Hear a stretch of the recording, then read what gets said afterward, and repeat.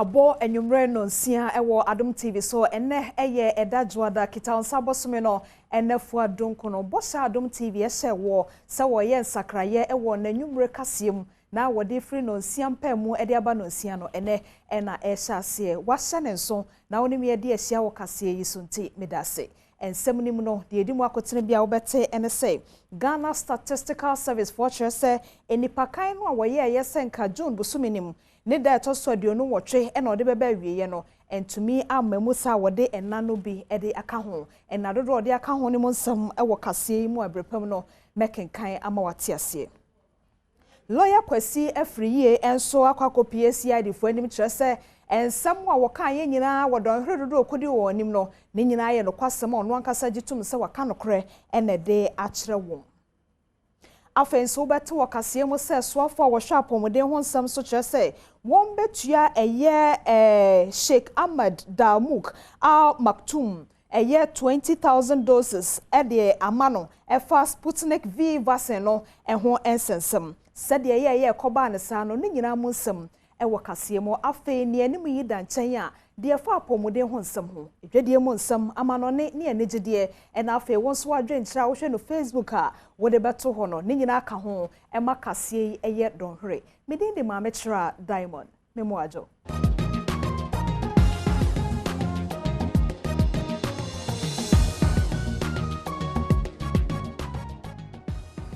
Meshe enyumre no nsia kase no asena Ghana Statistical Service for say enipa kan ya wode si weni so ewo aya ohumogbo anase John bosomia na no yetwa mu no eda o percent ke beba wieye no entumi amanesa ne senti wode nefo no bia ka ho a saa bosomia ye kita wonsa anase July ekwa wieye a ena ode nipa kan no so ebekwa wieye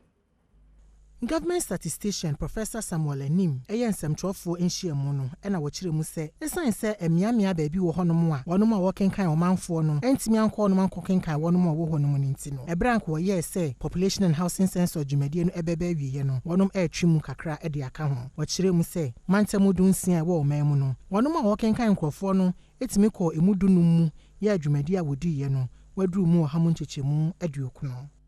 In the 19 July, asama yede to go anye there. Oye ifidua yeje information wo Ghana ha from the 13th of June to 27th of June 2021. Numu 94% yetum a collect information wo each year there aka 6% ida o ye nyimi ye be make sure there ye nja bia wechi na ya ken hon. Na won ho characteristics information na wabaka yensa wo Ghana Statistical Service. Science where the adesrede to omanfo nyina anim se wonom a wo miamia wonom a wokenkan nkofo entimi ama ho amekenkan wo mo no se wonom etimi ba wonom honom nko ade a woma won ho kwan na wonkenkan wo se me be ya dwumadie no ebetimi akoso se de se wiki ya yesimi ye be make sure there dam 6% a wake ye bo wodra na ya account ye toto se Ghana fo a won pede wode won igi wode won gidame dwumadi hu there o mu de mbrano mayen de obia amfa nwanjimin o de nkran odijuma sisi ayen pede ye de nkran ye djuma nti ye tutoshe Ghana fu ina de obia ndan wedi na onya no available na yen kanu na ye nya data obama wankasa wumpuntu wa akodo Eye Ghana ban enhyehyeye ene na ni so ade hono se obebomode ama emebunu beye se empemba ko ahanwotwe ene aduanan 11,840 ebenya enwuma ewo asoye bi te se enhomasua interior na afi national security na ene na Ghana Armed Forces adwumakuo no wo mo hyase se mebunu ebefa nkrata se wo munya asrafo a wo mo beye no wa hyase etoto wona no o sade afi biara etie no Ghana ban ema ho kwan se eye emabunu ni titiri a wopese wokodom asra adwuma no obetimi ede won ho ensem akoma asrafo mpanyimfo na omo nso so ahwehwe ensem ni mu sede ebe ya omo betimi ede omo aka asra adwuma ne ho na se ene wo hye machi na se wo hye babia yewo ya ahanom ye Elwak Stadium a ewo enkran mantamo na se wo hye machi na wo hye enipa bebra ewa hanom a eye Ghana mabunu na omo nso so eye omo ahohoahoa se obetimi akodom asra adwuma no na watimi aboa Ghana ewo bibiara eyomu ni senti ena ene se wuhu machi na wo hye enipa bebreba egu hanom a omo nyina da aba se opepe mu omo pese asra adwuma no omo timi edom ti sesi ano sa wo hye omo ewo machi a uhu enema ya church honoma military artillery military police ye wo band hanso so ye infantry enti ewo musa asra adwuma no eye ba ko de nanso ubema enchichemu bebre ewo mu enti se wo bana sa wo pe infantry a ahanom ene wasa wotna se de be ya sa wo breso na se empanyimfo efrew a omo be hwehwe wo ho nsam a wo de baaye na o ma hu se ampa wonso so wudi mu se eye infantry honom no ye faw afa sa wo hwe artillery military police ya eno nso so eye baby ba ko a ewo military adwuma nim enti se wo hu ni se ya omo pe honom no nso so no omo ba omo pe se omo edi omo ho ebedom omo na omo time som Ghana afei sa wo hye we say so a eye engineers EME we ye engineers EME eno so omanfo a omo pese omo de omo ho edom omo no omo so ene wa hanuma omo asalaya omo di su bebra omo pese empanyimfo ehye omo eho ensem na omo timi efe omo mre eso a empanyimfo ebe from nti wo hye gate da honoma se o breso a wa wudi kan no ne ya frew na wukom ne ya hye wo ho nsem enti se wudi mu a ombeka kyo wundi mo nso so a eno nso ye be ma wa hu se de be ya dachi bi ombetimi asom omo man Ghana emidin ene se wa prempe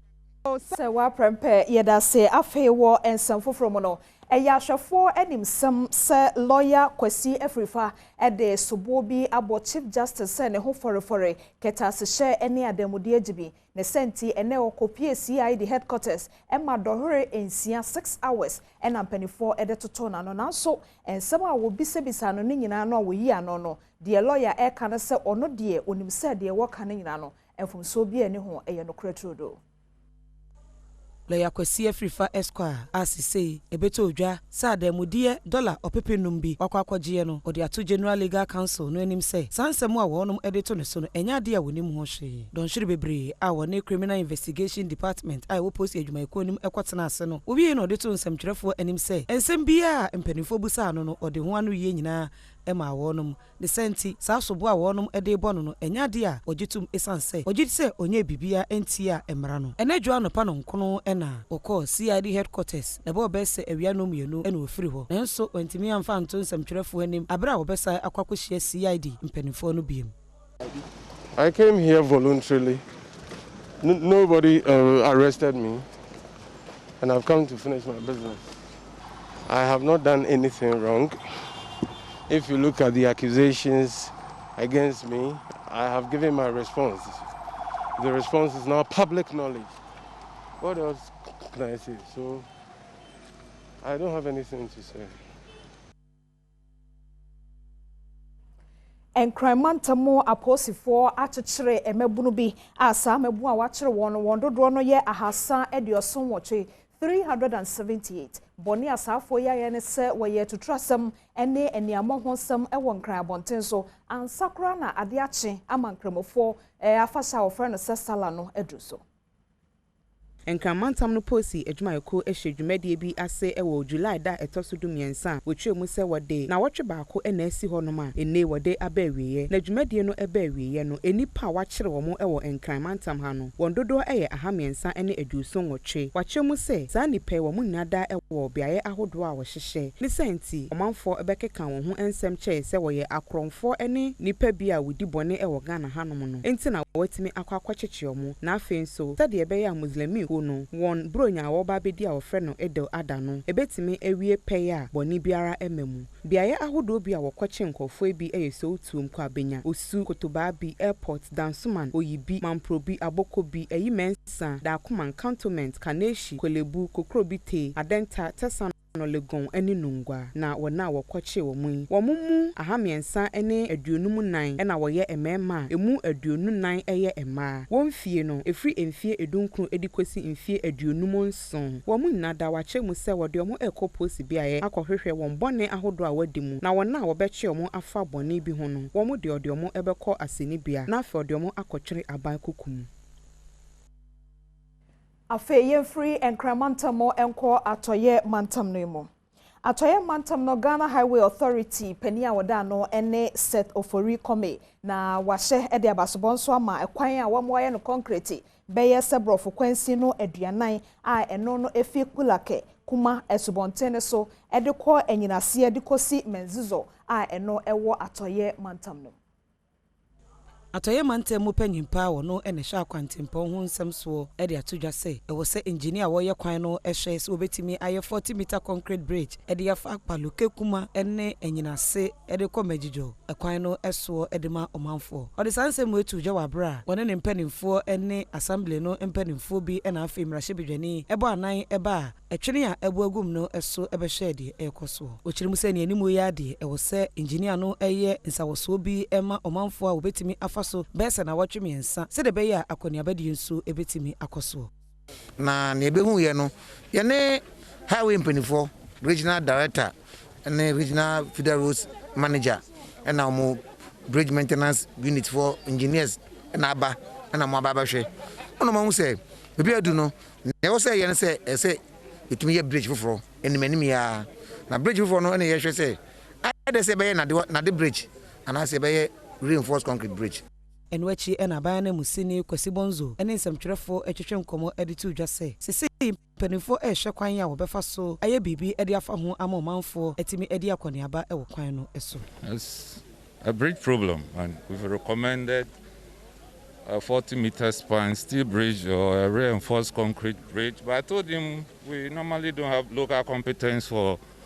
a 30 meter span concrete bridge. So multiple reinforced concrete bus covers will do for now. That one we have local competence for our local contractors to execute. Well, immediately, if funds are available, we can have a Bailey bridge installed. That can be installed within 2 to 3 weeks if funds are available by our bridge maintenance unit, whilst the contractor takes time to construct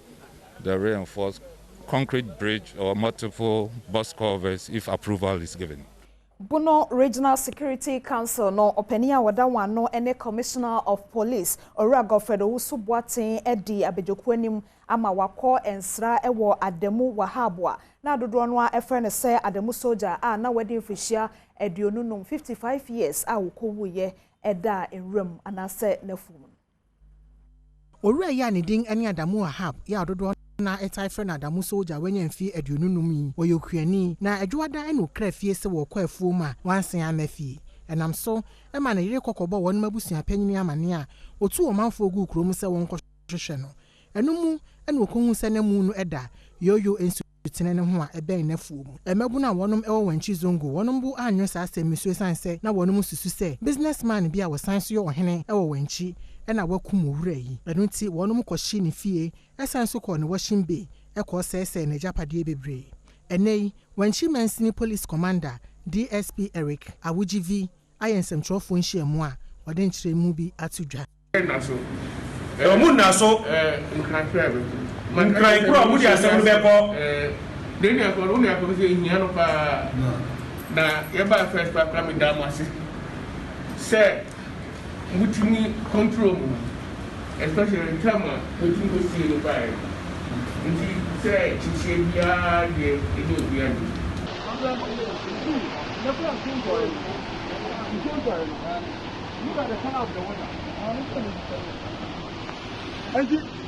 Enkratu edikan ewo kase mu no aso meka wo se wo kodwa so ato GTP ntoma efise wo mo na ama me bia ma hyeyi a aye wo fe mesro enkratu ye chi medede aka no ebeto aso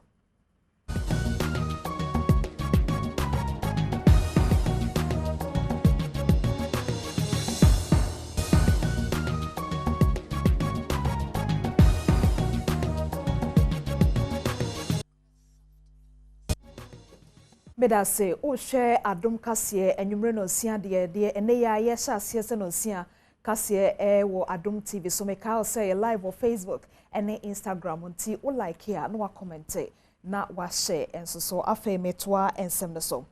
onipa kane no na wo hwe nkita hodie ho nsem ede makane mampani a wanya ne nsama chire eko onyonyamfo Ivan Satamels ene koku anyedoho na wo kire se Ghana enipa bi a eka se fix the country no wono de wofo so nanso wonye nisa aban bi wo ho a country no wo betumi afexe de ye ya wo ka asasem no one Adom kase nsentro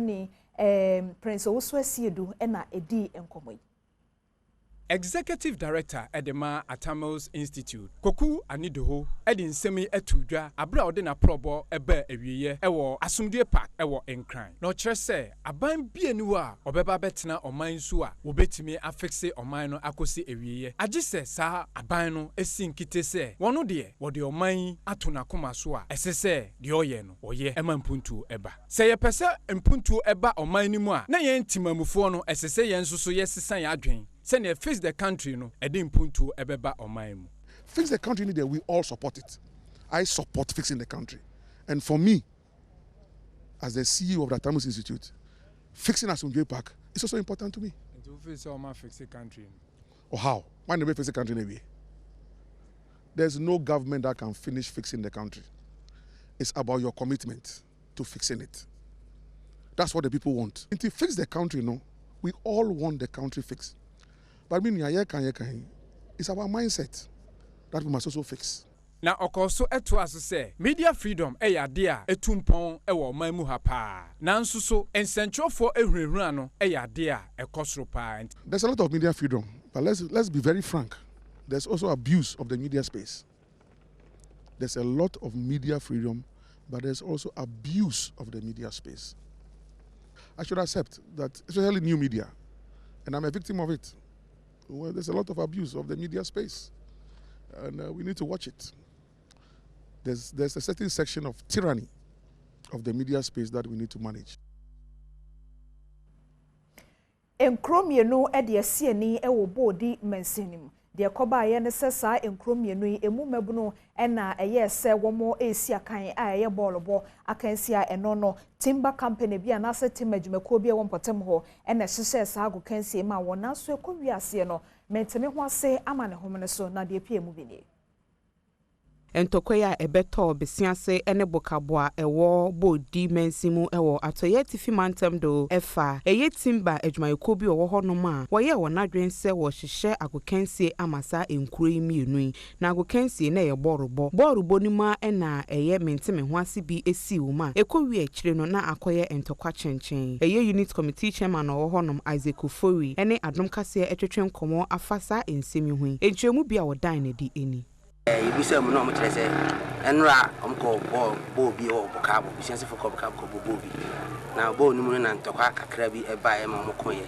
ti omo ba ye no bisense for na ye ne say na je ya omo so e beti omo anu ti no e say no pa no betu bari abi wo kabo kwan so ho say bokabo for me ba ho bi anu be hwe omo ti omo di kan hwe obi mo bokabo hene ne mpani for na assembly man ye hia ye ma ye pimpin ho ma bia etodin ti e ba na yin na ko na santi se buka ofo no so bi no de ka asan aba bisiase aba atako mo assemblyman a owo honom righteous menu enso e de kan hu bi se ewo musa basabasa ye e ba ye de na nso se ada de watimi akasa ama eye nkuro imienu entiase aye adwuma e wo wontem ne ko ye ne de ne se kan ni nua ne na enye easy kura wo bisiase ti ye no mo akasa ama sisi abokabo fo na ko bisiase fo no so nya omo nte ase sisi a ye twen se bisiase hene no watia ne na chi kakra nti oba ye ne bokabo panifo no bisiase panifo nya na bisia na ya ka asem na asonji aba Obuase Municipal Health Directorate ebo amane se womo ye enhyehyede se obesi chiefs compound no bi ewo kura wo fra no se bensere e de amakroma fa womo ho se ne be ya wonso apomode ho nsem ebetumi akonkan e de amawo saa tiremupoi ebede de ebra Adom kase ema wiase nyina hu se kuro no eba no bia ya obekwa kope wa apomode akiri kwan de a eho oden e de mawo Samuel Yeboa ene Adom kase ama ne boni etwetwe nkomo no na wodi asida PCM Adom News se ebri bia yebo wonom haw no amane ema omanfo nso ebeye wonom emmoa wo wie ye akire no na wodi adesrede to ankrankre ene adwumaku ahodo nyina enim se womra wonom krom ho emeye wonom emmoa yetu ye ni a Adom TV an ye dan mo ise mo ana yesu efremo a yenim sa mbaje yeso enye we na dikan ye hwe TV so na ye hwe ne yakoso a yehunu se nyame na moso aboa afoforo bebre se bi nsere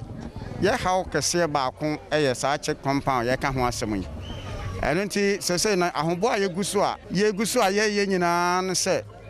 yɛn school dan dada ya ɛwɔ ha yi ɛnam sɛ adeɛ no sɛ yɛnni baabi abɛfa nti ɔman no nyinaa no yɛakɔ bɛnkrom sɛ yɛpɛ sɛ nka yɛtumi siesie ɛyɛ ne yie ma nka yɛnya aban boa yɛn na yɛnya adwumayɛfo anaasɛ mpɔmuden adwumayɛfo a ɔmo bɛtumi abɛtenam. Akuafo yiwa ɛyɛ ba panyini ɛwɔ bɛnsiri kuro mu hɔnom ɔno nso de adesrɛdeɛ to aban Anglo Gold Ashanti ɛne ɔboase man n'anim sɛ wɔmɛyɛ kuro ne mmoa na wɔn si chips compound ɛmfama wɔ no. Ne kuro yi esi ayɛ kɛse ankasa nti yɛsrɛ mpanimfo a mɔde abɛto yɛ anim yi sɛ wɔn mmoa yɛn na ne yɛaka no baabi a nɛɛsefoɔ no ba wɔn bɛtena ɛne animu kakra ɛne ne yɛaka wɔ ho wɔn adaworoma yɛsrɛ wɔn mmoa yɛ kakra.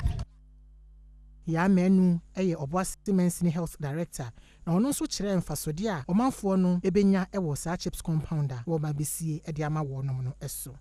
Yɛnka clinic for now yɛpɛ space for the chips zone no na kyerɛ sɛ waba abɛyɛ community officer no bɛtena ha na kyerɛ sɛ wayɛ adwuma nso wɔ ha enti yɛne nananom aka wobɛtumi abɛkyekyere wo BP kɛkɛ a wokɔ kɛsie mu a wobɛsa line ɛha wo nsa line. Ohini a owo ahafo dadeɛ so aba ene nana atamensa a ɔtɔ so mienu na nana ede abasobɔ ama Middle Belt Development Authority a wotwa ne tia sɛ MBDA sɛ wɔn ayade fi sɛ ekwan a ɔmanfo bɛfa so a sɛbe eya wokotwa wɔn to anase wokɔyɛ ane wɔn kwankyɛn a ɛno so fampuntuo emre kru no wɔn abɛyɛ wadɔyɛ a wakɔkyɛ wɔn de ofro no sɛ water closet no makomako Ediono 20 so ɔmanfo ɛfa nyɛ wɔn ho yie na wɔnya sɛ mfikyire hɔ no mu ana wɔyɛ no no. Abraham Panyinfo a wɔnom ɛwɔ Middle Belt Development Authority ɛkɔ Asutifi South Abaton Pesua so ɛkɔhwɛ enyuma ahodoɔ bi a wɔnom esie ɛwɔ hɔ nom te sɛ dormitories ɛne ultra modern toilet facilities ɛwɔ dadeɛ so aba nkasɛɛ mu hwidie mu ɛne akyerɛ nsua nkura ahodoɔ ni mu no ɛna wɔhene ɔwɔ dadeɛ so aba Nana Atamensa ɛkyerɛ mu sɛ wɔnom kuro mu hɔnom no amansan agya na bia baako pa wɔnom wɔ hɔ no ɛno asɛe ɛno nti ɛna ɔmanfoɔ dodoɔ na etusi mmɔntene so a wogya wɔnom nan esi mmeammea no toilet no na ebi amanfoɔ ko yi na na ho adem pa efisɛ obi kɔ so a no asɛ so nti amanfoɔ no pipi pɛsɛ yɛkɔ so kanka maa no tini bibi wura nkwankyɛ ya na ɔkɔyi na sisi ya we ya ba die yɛbɛhwɛ ɔbɛhu dawuro ani bɛkɔ ho na ahwɛ sɛ bia bɛkɔ so. Jordan kwa ɛna ɛpɛnyini pa a wɔda Middle Belt Authority Development ano na wɔkyerɛ mu nienti a wɔnom kɔ nsɛnkura ahodoɔ yi mu ɛkɔkɔsii saa agyanabea ɛne dormitories ne ma wɔn mu a wɔkyerɛ sika dodoɔ a wɔde yɛ saa adwuma no. Yɛ start yɛ ɛnyɛ sɛ yɛtwitwa bi so kora menyɛ sure sɛ nkɛnnɛ kɛbɛtumi akɔ all the projects no awie just as one constituency pɛ ɛnɛ yɛnyina 50 years ano nti yɛka sɛ yɛbɛkɔ all the 109 constituencies akɔhwɛ project yɛayɛ no maako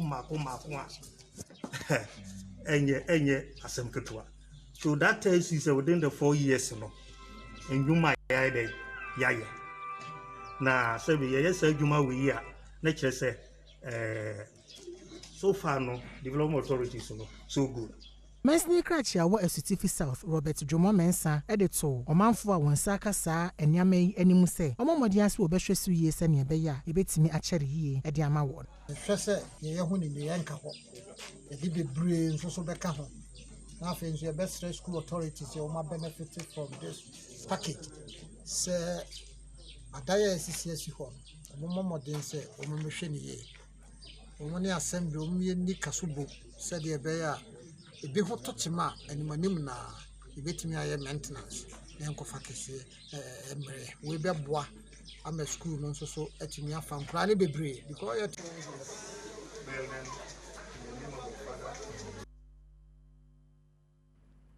Meka obi o se entoma pa ense dana entwam dade enu ane GTP ebi ena mase ya Barbara wo alajo no so apam de aseme kama yenhia wo Instagram ne Facebook ma metra diamond na me fa ne number no emma mesraw me ton krankra to no achi no apomodem nsem ebebaso.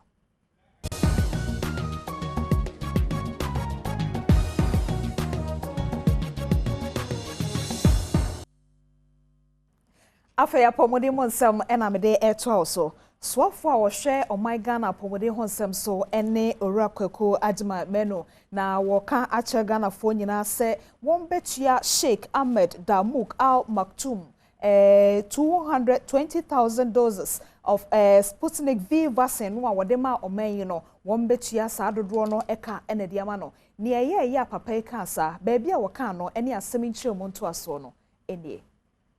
Oswafa wa shop mude hun sam so kwa Adima Meno echire mu se aban ebetua Sheikh Ahmed Damouk Al Maktoum sika ewo Sputnik V vaccine empem aduonu a wode ebo man mu no ehu ebra abidwafo nkona wonum eda committee ya no a wode Oswafa wo hwe apomude hun sam so tena se ano wototo na no efa sa vaccine ho ene wode tu dwa se onim se wayem fom so se wanfa contract no ameto brahye bedwafie ama wonum anhwemu ansana wode ne nsa ehya se ede akọ ochire mu se ahobambo pa ne empem aduonu a wodi kan edebo man mu no odi ama wonum a na eye akenkan ya yefre wonum census enumerators ne senti abai ene Sheikh ebetena se awekwan ya wobefa so etua sika edi ama no.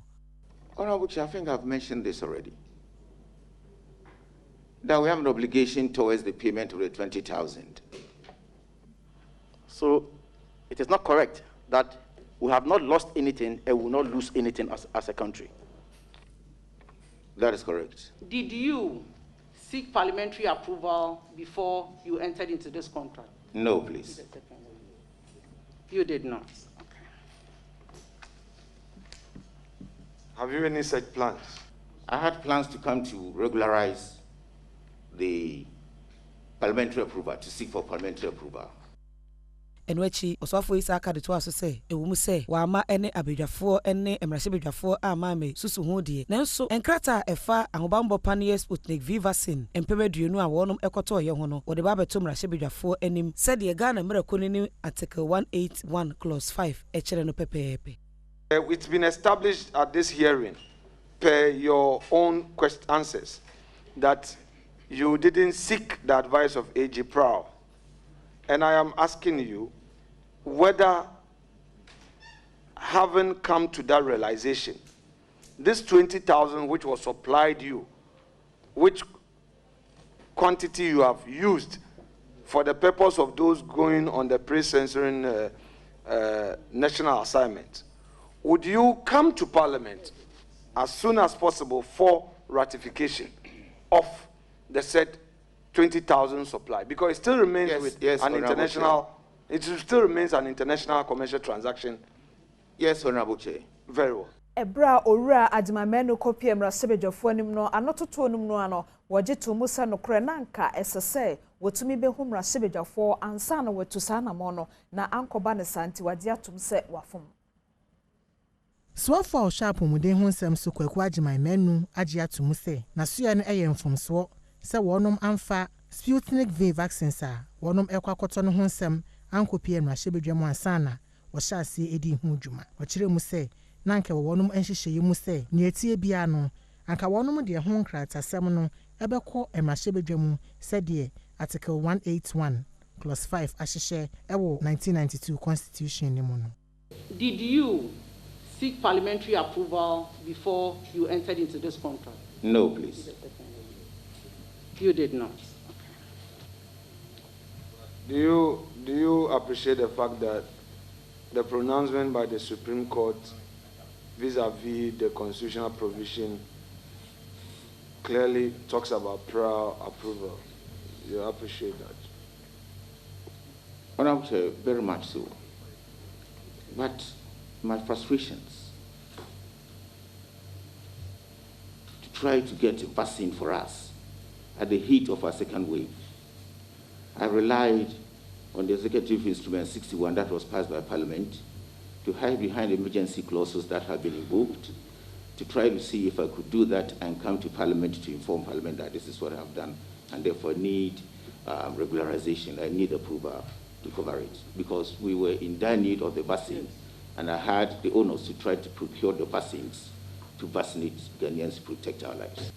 Kwaku Adima Meno esan so di tu dwa se wono de woda ho agina ne a wo ka no so se ebra na so ye no ekoye san hyehye ya no wode to san ban bo pane no na eyebra esemu ede ma woman no esan say sabre na COVID-19 yare no epagya ne mu yie ewo me. The circumstances at the time was a little bit different. You have laid evidence before this committee that you used your best efforts to get diplomatic channels to enable you reach the manufacturer or the Russian authority directly. Is that correct? Yes. You even did so by producing letters as evidence of such correspondence. Is that correct? That's correct. So, were you being untruthful to this committee when you indicated that you used your best efforts to get direct access to the manufacturer and the Russian authorities before you dealt with the sheikh? I can't remember I have said this. Anyway, what I said was that I made efforts, but I didn't just oppose the timing of the efforts that I made. Where ya pomode monsam me tonkra enwachi me didwade monsam beto also. Me da say any adaje no afei kase mu no de adu so eye edwade monsam. Brodo pano anase bread ne bo emu apagya amakane no de nanka woto no Ghana cedi no ensia anase 6 Ghana cedis no ene wode je Ghana cedi no edu anase 10 Ghana cedis na wo mo ye brodo ho adwuma na tetere wonsa wa aban so say de ekoso nyina brodo do no emu apagya no wono ena ode so bo ebo no esichire pano ananka wono moton no Ghana cedi mienu ne sesei akwa Ghana cedi num a wono mo etopano eton ewonsa wemado agirimansini a ewo apoyama ntemu ene de sansem yi etudwa ebra wonom ne adom kase ama ne boni krobia sante etwetwem komo no wadi tudwa se esanse esam margarine esichire ene yeast a wonom ede ye pano yi yatotumunti eno ene nam so a pano ne bo no akosoro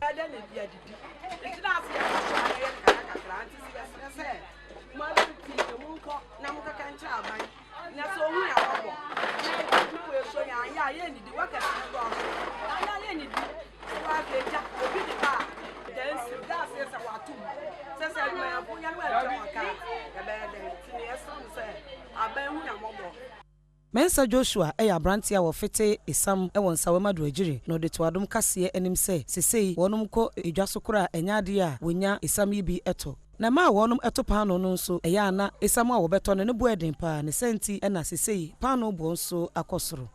nti de betumi aka nze esam ne de se ni madam ye kan ne po ayede because 2 years near the 60 Ghana mo na atoso ono no blodo no ba mu nche enitina no wo kan sugar na sugar nse sa me pan the best busumini any day 3 cities abe kan ma na 16 cities ma want to say yempo de effect ya kese because machine for ne de boat kura na get on 2 cities and no kwa 6 cities and machine no so no eyesa na high pa enwachi ena wonom a etonton pa no bi ewon sawoma drogiri overhead I no ewo enkrane kumase kwantempon so editu dwa se some to first net some ya turn 2.5 afei agokansie monsam ena edru so Eric Esiedu Boat kedwa nankasa aye krado se ode bro won krato yechi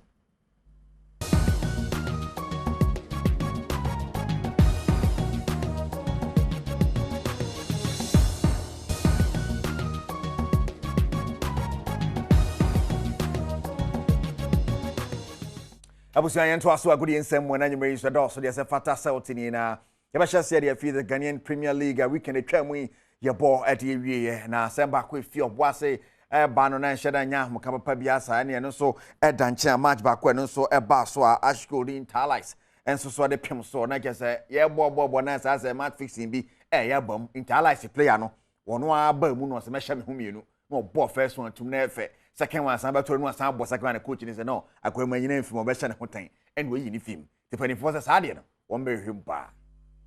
Ash Gold etna link clear go promaso to nsa de free interlies wabra Ghana league no na watwen wie ye bibia kwawie ne kwawie ase no na Ashanti Gold edi nkuni mekan so ya interlies entumi antimu bi na wohwe kwan a players ahodo di boss ne toto ntena mu a ne na mu owerem na de ase asem no ɛyɛ kwan a Interlies a player baako ɔno nkasa pagya balls mienu edugu ɔno nkasa tenem ɛna egie efi no kyerɛ sɛ ɔmate badwekro bi a akense baako atu dwa wɔ lenkle no ɔmo hwehwɛ mu na wo a ɔmo sabe so mu so ɔkɔgye adamudeɛ anaasɛ wokɔtwa achacha no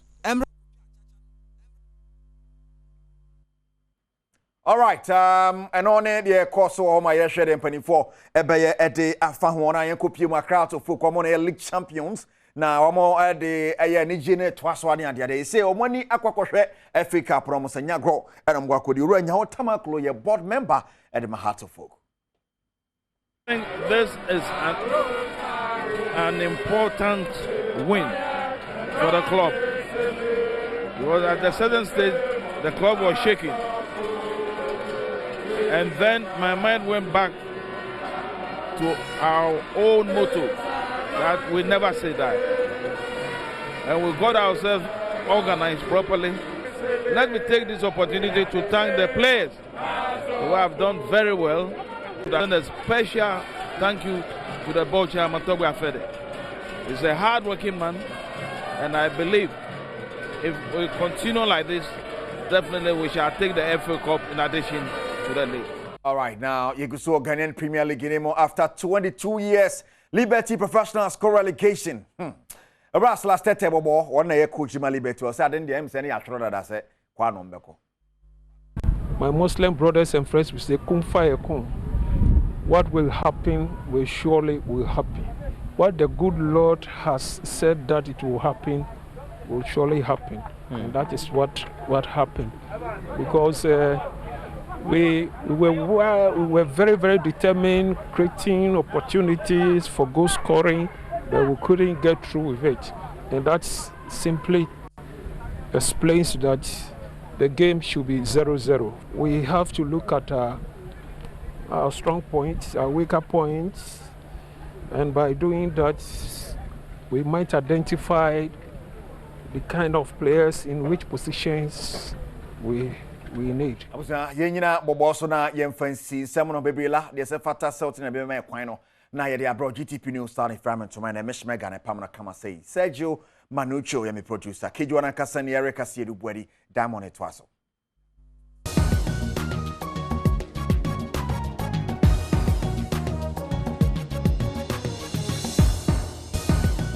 Afa ni jide mo nsem enie Party in the Park Jumedia Ekoso Afibia na mfiem pimienu ene enum 2005 mo ena Ghana this year this Jumedia hye so akoya afahye enti afie bi edu na Ghana this year wa manone no anasa akwantium no wo akohia ewo UK memu agyeweni afidie no so ebeba so ba enwumre no sia ene de ene hye ase wa Adom TV no medini nyina abawieye ahwefo nyina medo bibia se medini de ma metra Diamond nyame ma ye kyena